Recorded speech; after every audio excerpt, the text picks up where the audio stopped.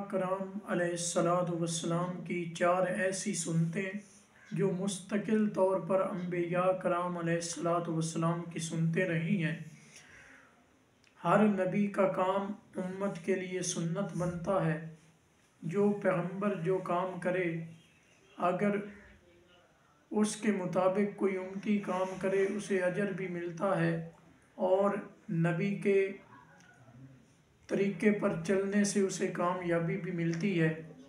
ترمذی شریف کی ایک روایت ہے، نبی پاک صلی اللہ علیہ وآلہ وسلم نے فرمایا کہ چار ایسی چیزیں ہیں جن کو انبیاء کرام علیہ السلام نے مستقل طور پر کیا ہے اور مستقل طور پر ان کی زندگی کا حصہ رہی ہیں۔ وہ چیزیں کون ہیں؟ سب سے پہلے حیا۔ حیا ایک ایسی چیز ہے جو تمام انبیاء کرام علیہ السلام کے پاس تھی۔ انبیاء کرام علیہ السلام حیا دار تھے۔ ان کی آنکھوں میں حیا تھی، ان کے کانوں میں حیا تھی، ان کی زبان میں حیا تھی، یعنی کہ آنکھوں سے کوئی ایسی انہوں نے چیز نہیں دیکھی جو شریعت کے خلاف ہو، کانوں سے ایسی کوئی آواز نہیں سنی جو شریعت کے خلاف ہو، زبان سے کوئی ایسی بات نہیں کی جو شریعت کے خلاف ہو۔ اور دوسری چیز کیا ہے؟ دوسری چیز ہے عطر۔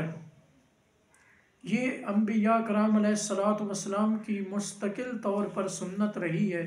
جتنے بھی انبیاء کرام علیہ السلام آئے ہیں، ہر پیغمبر نے عطر استعمال کیا ہے، خوشبو لگائی ہے، اور آج بھی اگر کوئی عطر لگائے، خوشبو لگائے تو اسے باقاعدہ سنت کا اجر بھی ملتا ہے اور اس کا بڑا فائدہ بھی ہوتا ہے۔ اور تیسری بات یہ ہے جو انبیاء کرام علیہ السلام کی مستقل طور پر سنت رہی ہے، وہ ہے نکاح۔ ہر نبی، جتنے بھی پیغمبر آئے، جتنے بھی انبیاء کرام علیہ السلام آئے، وہ نکاح کرنے والے تھے۔ ہر پیغمبر نے نکاح کیا، اور نکاح ایک ایسی چیز ہے کہ جب کوئی بندہ نکاح کر لیتا ہے تو بہت سے گناہوں سے بچ جاتا ہے۔ یہ انبیاء کرام علیہ السلام کی مستقل طور پر سنت رہی ہے، اور نبی پاک صلی اللہ علیہ وآلہ وسلم کا فرمان مبارک بھی ہے، النکاح نصف الایمان، کہ نکاح آدھا ایمان ہے۔ اور حدیث مبارکہ میں اس لڑکے یا لڑکی کو جس کا نکاح نہیں ہوتا اسے مسکین یا مسکینہ کہا گیا ہے۔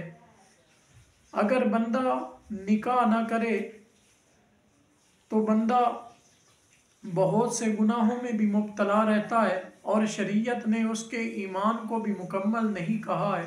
اس کا ایمان تب تکمیل کو پہنچتا ہے، تب مکمل ہوتا ہے جب نکاح اختیار کرتا ہے۔ آج ہمارے معاشرے میں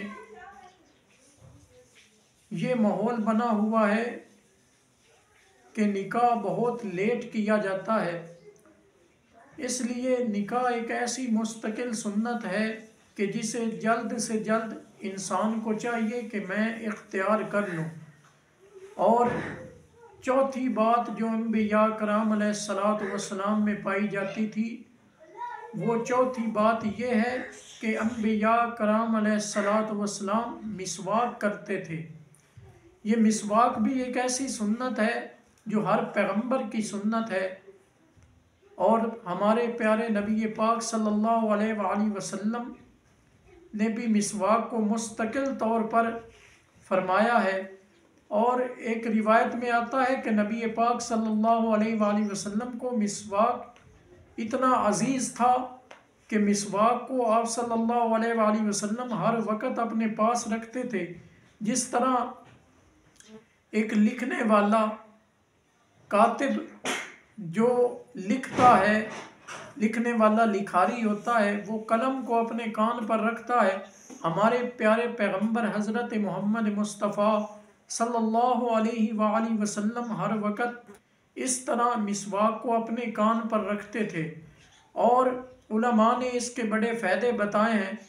ایک کتاب میں اس کا فائدہ یہ لکھا ہوا ہے کہ جو بندہ 24 گھنٹے مسواک کو اپنی جیب میں رکھتا ہے، اللہ تبارک و تعالیٰ مسواک کی برکت سے اس کی جیب سے پیسے کو ختم نہیں ہونے دیتے۔